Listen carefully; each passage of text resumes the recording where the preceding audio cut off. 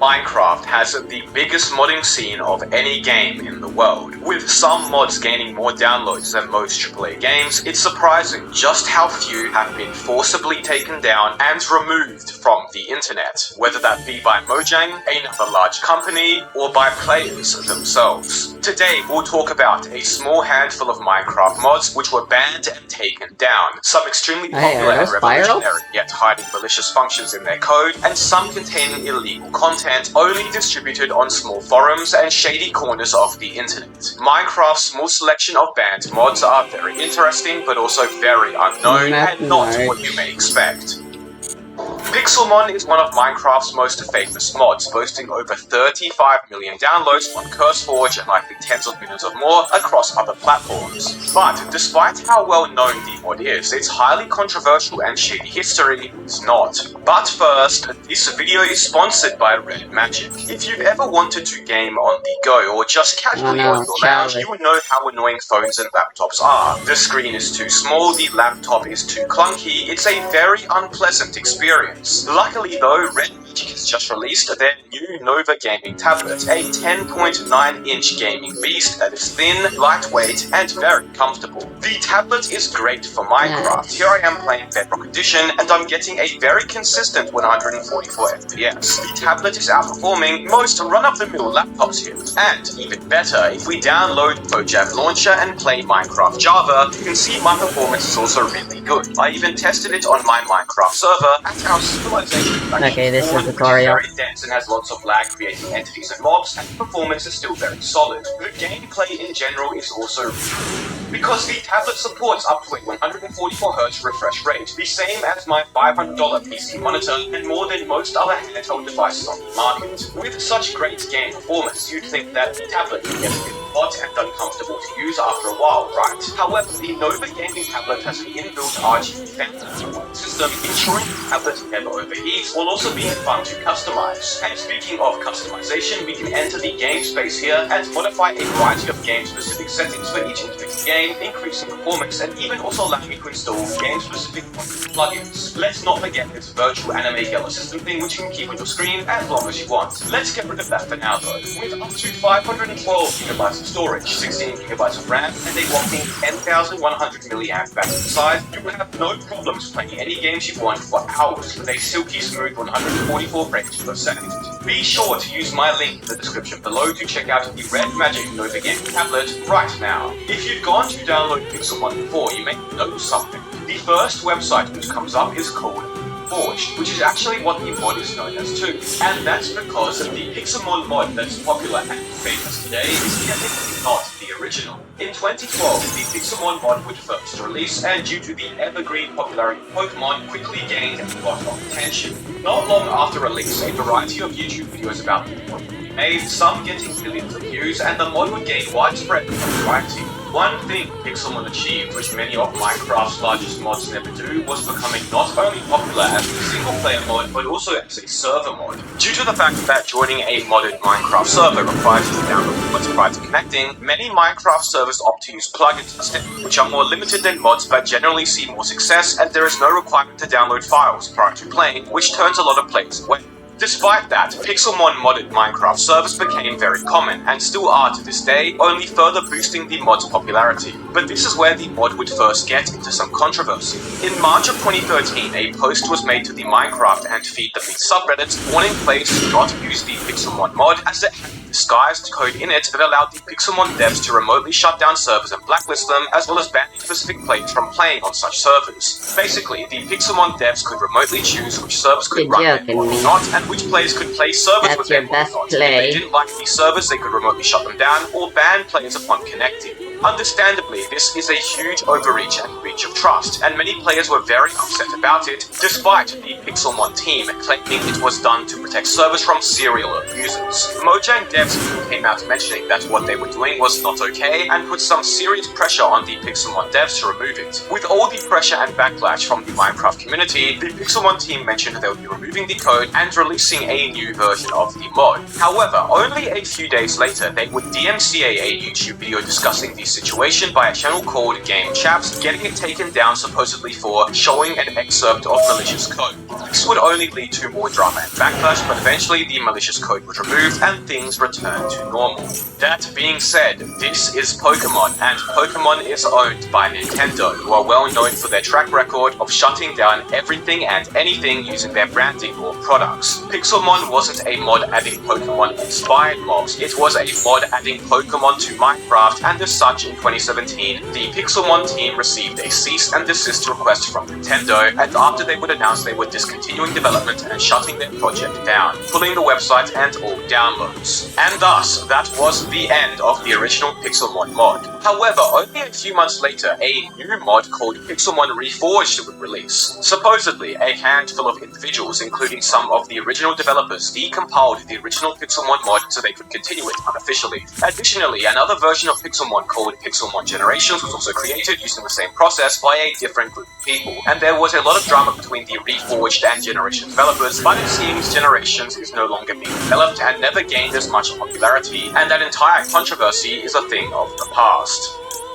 The Minecraft physics mod is a mod which you've probably seen without even realizing. It does as advertised, adding a variety of realistic physics to Minecraft, including realistic water and ocean physics, smoke physics, liquid physics, mob physics, and much more. The mod is really well done, and in terms of detail and content, is one of a kind. Due to the mod's seriously impressive recreations of physics in Minecraft, a variety of YouTube videos have been made about it, some going very viral, helping it gain a lot of popularity. Now, while the physics mod was free, there was also a paid version of the mod called the Pro version, which included some additional content. The way to purchase the mod was not through a shop, but rather through subscribing to the mod creator's Patreon. To explain, it is technically against Minecraft's EULA to sell mods. Here in the EULA it states, any mods you create for Minecraft from scratch belong to you, and you can do whatever you want with them as long as you don't sell them for money or try to make money from them. Patreon is sort of a grey area in that regard, as technically you aren't selling the mod or using it to directly make money, but rather you are giving it to your patrons as a reward for giving them to you. And plenty of mods have been locked behind Patreon paywalls in the past without Mojang taking the issue, some causing controversies of their own. But in April of last year, the physics mod developer would make a post to Patreon and Discord mentioning that Mojang had DMCA'd the pro version of the mod, thus getting it taken down. Additionally, the dev's Patreon was also taken down as well, cutting off his source of income entirely. Obviously, many players in the community were not happy about this, especially so because the dev mentioned that development would stop if the Patreon doesn't come back online, as he relied on it for his full-time income. Fortunately, the dev was able to get his Patreon page back with the pro version of the mod now free, as per Mojang's request. To date, the mod still remains freely available, despite the fact that there are many other mods out there locked behind Patreon paywalls entirely, with no free alternative.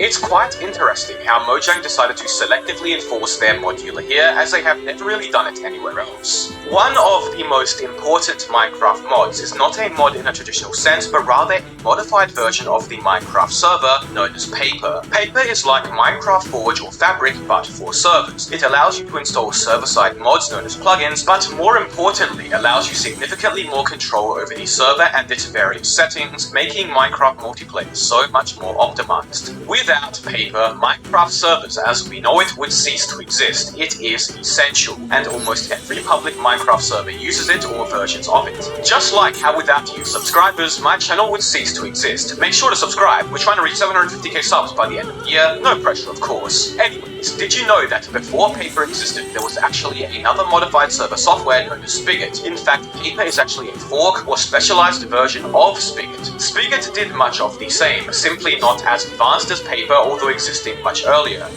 plugins which work with Spigot do work with Paper too. Spigot was revolutionary for Minecraft servers, as its developers alongside it created a groundbreaking thing known as bungee cord, a method of connecting multiple servers together, allowing for larger servers to host multiple game modes, worlds and more. It's basically how Hypixel and every server nowadays works, where you go from a harbor to a Bedwars lobby or survival server, for example. Both Spigot and Paper completely changed the world of Minecraft multiplayer, and nothing you see today would have been possible without them both. But much lesser known and mostly forgotten is the original modified Minecraft server software that both Spigot and therefore to an extent Paper were based on, and that's a little thing called Bucket. In December of 2010, a new project called Bucket was released. Promising to be a server mod that would completely change how running and modifying a server was done, it looked very promising. At the time in 2010, the only way to run mods or plugins on servers was through another modified server known as HMod, which did not have performance in mind, doing the opposite for server performance as a matter of fact. And with the growing size of Minecraft servers, Bucket, which was designed with optimization as a key component, was attempting to solve that. Bucket would release, and since it was open source, many other developers would flock to it to contribute, helping it continue to improve. Eventually, from 2011 to 2014, every Minecraft server was either running Bucket or vanilla. Bucket had taken over and shaped the early versions of modified Minecraft servers we still see today. Here's the thing though, Bucket used Minecraft's game code, which is a big no-no. It's something strictly prohibited these days. Back then the rules weren't as regularly enforced or outlined though. Bucket's rapid popularity in the Minecraft community got the attention of Minecraft devs, and at Minecon 2011, some of the lead Bucket devs had a meeting with Mojang, to which Mojang said they liked what they were doing, but not so much how they had done it, primarily referring to the Minecraft code being used in Bucket's jar. This meeting also resulted in 4 of Bucket's lead developers being hired by Mojang to work on Minecraft, with all but one leaving Bucket at the same time. Things would continue to go smoothly for a few years until 2014, where Mojang's ruler changes prohibiting servers from virtually selling any goods were first instituted. This led to some serious drama in the community, as well yes, servers would now be more balanced for non-paying players. This EULA change was much too overreaching and virtually killed every server's revenue, leading to them no longer being able to afford to stay online. Notch and Mojang received so much backlash that this would somewhat lead to the game's sale to Microsoft. Overall, the community hated these changes, and rightfully so.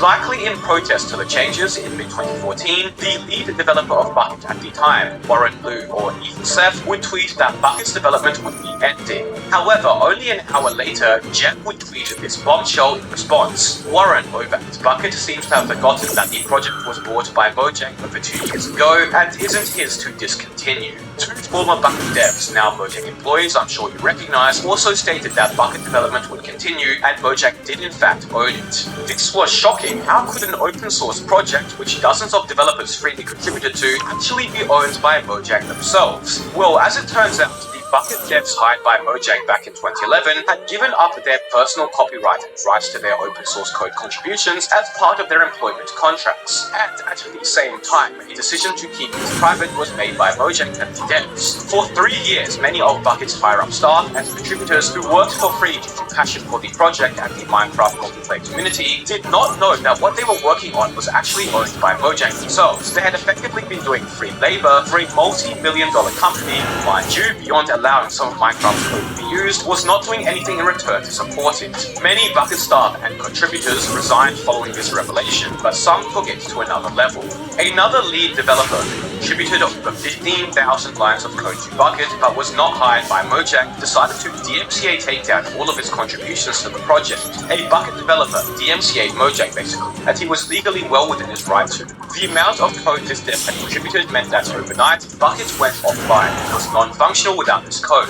Bucket, a project which for 3 years was the backbone of Minecraft servers and was used significantly more than Mojang's own vanilla server software, had just been taken down by one of its lead developers. People obviously were not happy. This sent the community into panic, with many server owners and players unsure of what to do. Spigot, another fork of Bucket created 2 years prior in 2012, also was hit by the DMCA, but they worked out a clever workaround allowing them to continue development. Spigot eventually took over, leading to the multiplayer environment we have today. To date, Bucket is still not available for download officially. Quite an interesting story about one of Minecraft's most important and essential mods, which rather than being taken down by Mojang, was actually secretly owned by Mojang and then taken down by one of its main contributors. How ironic. So far in this video, we've yet to see Mojang take down a mod for its content, but they have in fact done that a handful of times in the past. A mod known as Yuji's Kidnap mod was taken down by Mojang early last year. Now, there is very little information about this online, but from what I gathered, the mod allowed you to, well, kidnap players. It added a variety of kidnap tools like knives, gags, and specific clothes, allowed you to lock players in cells, and even added NPCs you could kidnap, as well as kidnap you. As you can see from this one video I could find online about it, where the player gets kidnapped, I guess some of the dialogue used isn't exactly family friendly, but I think the real reason the mod was blacklisted was because people were using the mod for slightly different reasons. As you can see from the specifically designed NPCs and some of the mod's features which you can perform when players are tied up, this mod clearly dips into a bit of an 18+ realm. This stuff is pretty fun. Anyway, rather unsurprisingly, as I discovered on a forum called Lovers Lab, a forum for game mods of a rather mature kind, a lot of the people using this mod were using it on 18+ servers to do, well, I'll leave that up to your imagination. The mod creator would be forced to take down the mod at Mojang's request, with them supposedly not wanting this kind of mod to be in Minecraft. They even supposedly threatened to blacklist or potentially did blacklist any servers found using the mod as well, to the displeasure of some of this forum's users. Now, after coming across this, I discovered there is a small but active rabbit hole of Minecraft 18+ mods, of which Mojang is not always Can't you just play literally any other? Was taken down another 18+ mod which did exactly as advertised by a player named Shinore TV, of which I can't show you for obvious reasons, was also DMCA'd by Mojang. Connoisseurs of this mod stated that supposedly the government was harassing the dev over the mod, as well as its own personal website, but it seems players did archive it. A similar story happened to the Jenny mod, a mod which I'm sure many of you already heard of, which was also forcibly taken down by Mojang last year for 18+ content. Now, like I said, it's hard to find information about these 18+ mods, and I also can't exactly show you them, but from some of the commentators' forum threads, it seemed that quite a lot of them were taken down by Mojang in early 2023. It's as if Mojang went on a DMCA and takedown spree all at once. The time of these takedowns also coincides with a few other interesting Mojang behaviors, such as when they manually banned a variety of Minecraft players from the griefing group Fifth Column for 10 years, and even the DMCA of the physics mod we talked about earlier. But after this period, it seems Mojang hasn't taken any action against 18+ mods, paid mods, or just mods they deem unsuitable for Minecraft in general. So who knows what happened and why they decided to take action and then stop not long after. Check out the new Red Magic Nova Gaming tablet with my link below. Be sure to subscribe. Thank you all so much for watching.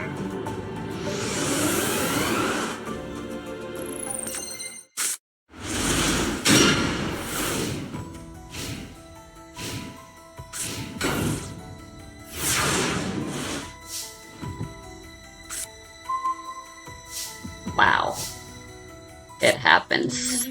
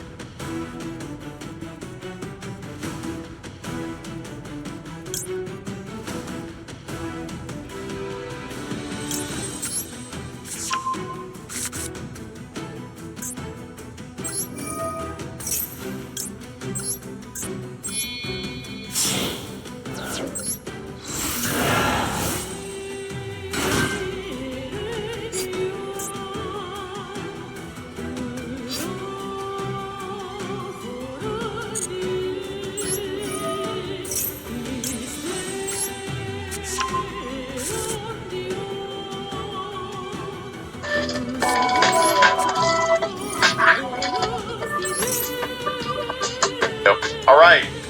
New cards, PogChamp, new cards, PogChamp. Who is ready to see if Yubel, the loving defender forever, can actually do something? Also, Typhon's in here. I mean, that looks pretty good, I'm not gonna lie. That looks pretty good.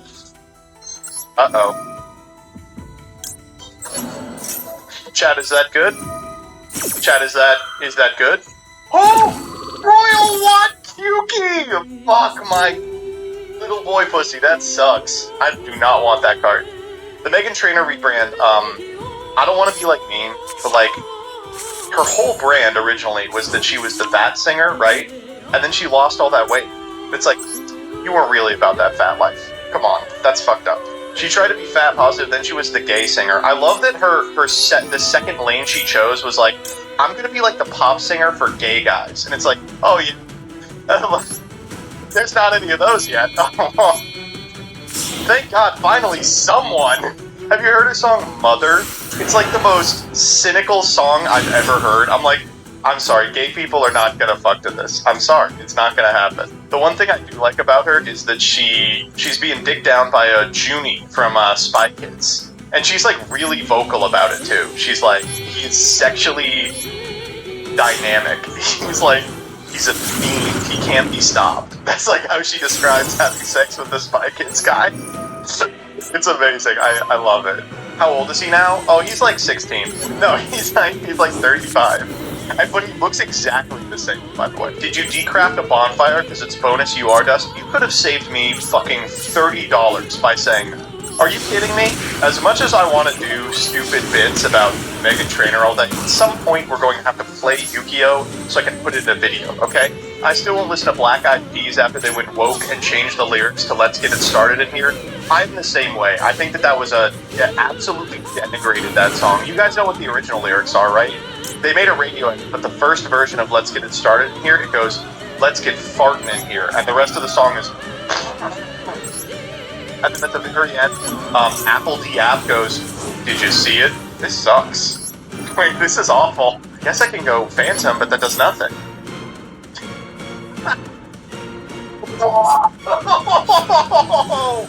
Hold up, I didn't know we were dealing with a brain genius here today. Okay. This hand's busted. This is great. This deck is really good, I think. We just need them to, like, wait and come in, and then we're just gonna make the Loving Defender forever pass. Fuck!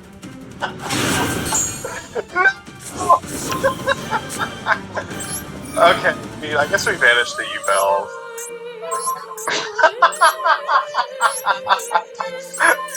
Oh, this game is so good, man. This game is so good. Okay!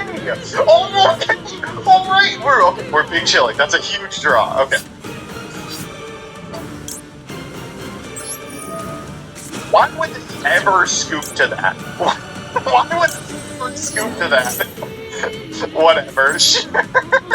Alright, that one went really well. I think that's... I think everything that could have gone wrong went wrong in that game. Now this is an opener! Ow. We go opening. What do we want up Dark Beckoning Beast?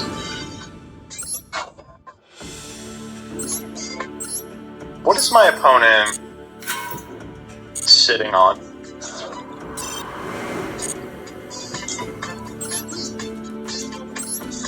Gross. Holy shit. Well, they're letting that work. Hey, Jib.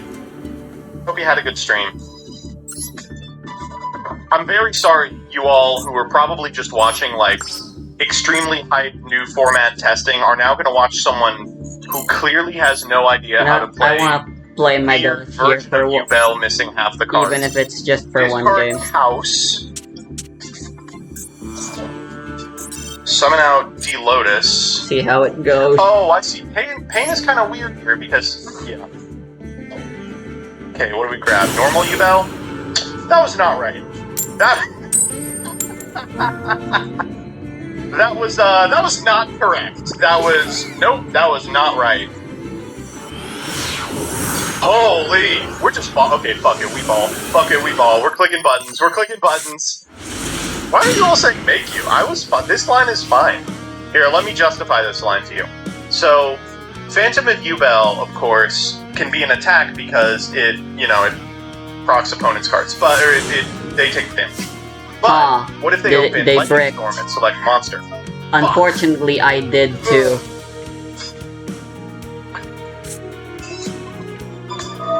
I think I have to Phantom this. We win! We win! You people are so irritating! The shuffling algorithms are always conspiring against me in this game, I fucking swear to God. Explain to me how we're bad and we keep winning against top-tier platinum players. Now, going second, I can play going second, that's fine, we just open Maxi. See, what did I tell you? What did I tell you, dude? Wait, is their whole gimmick the fact that they just do nothing? Undefeated, by the way, undefeated. Chat out here talking about how bad I am at Yubel. Oh, Joseph doesn't know how to play this deck. Undefeated, by the way. Are they playing all hand traps? Well, they have Maxi. Let's have a look.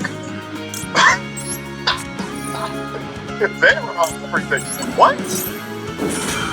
Did they open 3 Maxi or something? Calamity's not in this game. I was like, if there was ever a deck that didn't give a fuck about the Maxi, it's probably the one that lets you not play the next turn, but it's okay. Maxi is carrying you hard? Yeah, right. Look, we're gonna win this game without Maxi.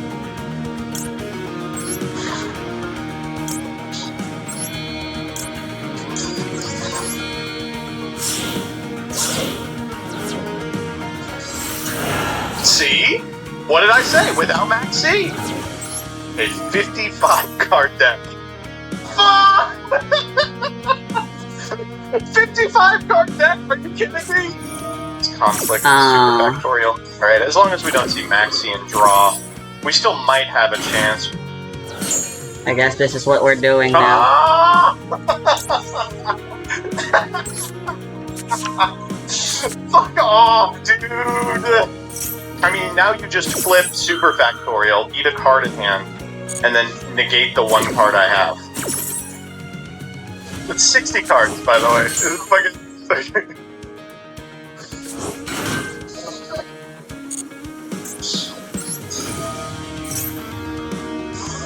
Maxi called by exceed circular ash. That's a decent opener. I have lots of incentive to just try winning right here and now. Off the Heat Soul. Oh! I'm gonna hold on this. It's a really tasty infinite impermanence, but it could be the cash package in Snake Eye. Getting the birth makes me think it's that. Or alternatively, they have like one of the extenders in hand, and they're gonna get to Arise Heart anyway, and it's important that we like infit the Arise Heart. I think it's fine to just infit the Arise Heart here. If it is cash at all. If it's snakes, I will imperm the ash and hope for the best. It's funny because, like, if they have Diabell Star, that line plays around everything but infit. Or maybe it's some stupid fucking bullshit. God, I would kill for an Ash Blossom here. Imseti, Pidge, what? Oh! We will be holding the infip as long as possible. Oh, we're never negating this. Never in a million years.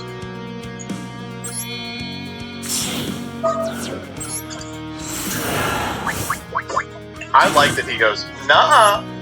That's cute. This isn't that powerful. I don't really know what they're going for.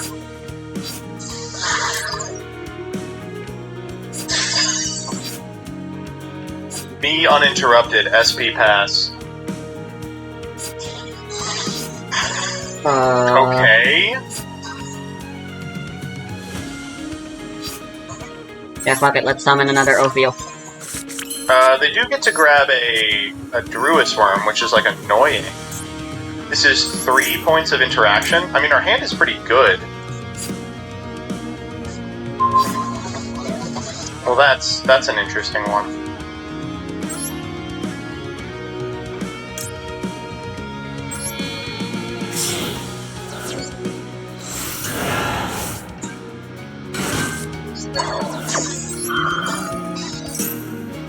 Watch this. Nice maxi, moron! Only one of us can play under the Seamanus. We probably negate this Shangri-Era. It feels kind of bad, because, like, who gives a fuck, right? But we probably do.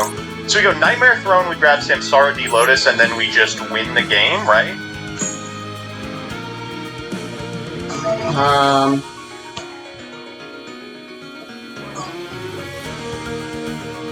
I could try going for Dynamondo as well. Absolutely. Absolutely? Yes, for sure? Oh, yeah. Uh-huh. Wowie zowie. Huh. They're going Druis from here. Well, now that they have a monster on their side of the field, we literally just win, right?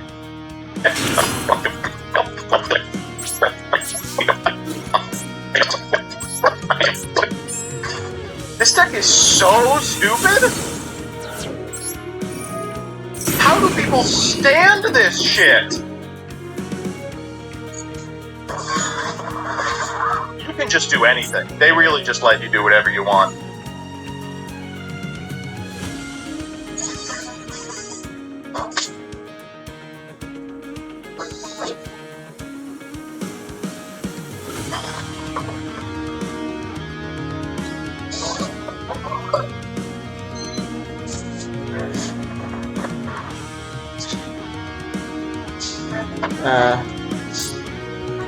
Should be safe to kill her, right?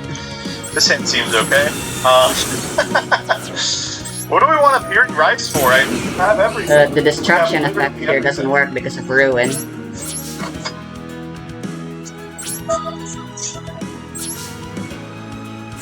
Are they ashing this? This would be a funny ash. I don't think it would be good. Extra normal Samsara. Well, they can still get their 3 What mils. the fuck? They are really thinking. There's no good way to do this either. God, this is so annoying! Because targeted negation on this guy, it doesn't matter. You can just link off and then bring it back with the Spirit Gates. You have to be an Ash here. Which is honestly pretty good. No, it can't be Ash at this point in that case. There's no way it's Ash. So what the fuck are they thinking about? It's gotta be targeted negation. Targeted negation plus... No, because they had an activation on... What the hell is that? No! Wait. That does nothing to us? Nightmare Pain, target Spirit of Yubel. Spirit... This deck is so fucking unfair. We don't even have the field spell out. This deck is crazy.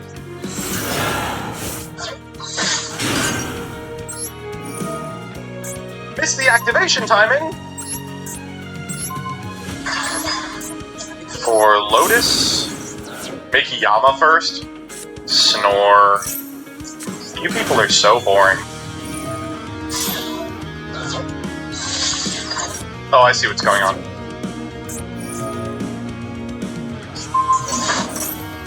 Jesus Christ Almighty.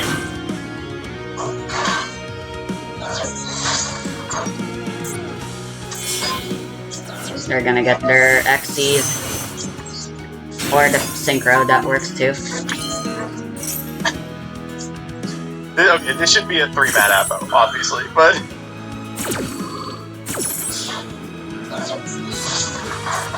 I am screwed. Triggered Spirit again? Oh, certainly not. After all, we already triggered Spirit once this turn. Having the 2-man Appaloosa is better into talents. Thank you, I agree. Literally true. Oh, fuck, it's a real deck. Okay. Well, we do this immediately. Flamberge. Ooh, rough effect. There we go. Appo here.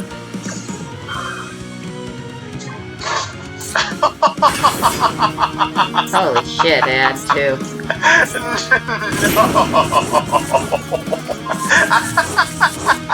Holy shit, the graveyard was clean. No. Absolutely not, no. Oh no, are you Chain Link 1? Oh shit, I'm so sorry, dog. Yikes. Me when turn player. Okay, we did have a talents. You have to draw here. They're taking the hobbits to Isengard. This is why we made the 2-man Appo. Literally true. Literally true. So what's the take? Are they secretly also Yubel? They have to take Appo here, or else I am contest dead. the 1 card. Okay. What's the card in hand? It better be something.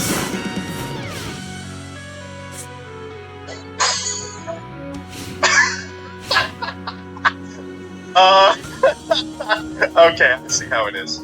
I see what's not here. Yeah. I get it, yeah. They're deciding what zone to put it in. Yeah, don't think too hard, buddy. True! Alright. They have game, they're playing with their food here. I'm not gonna sit through this.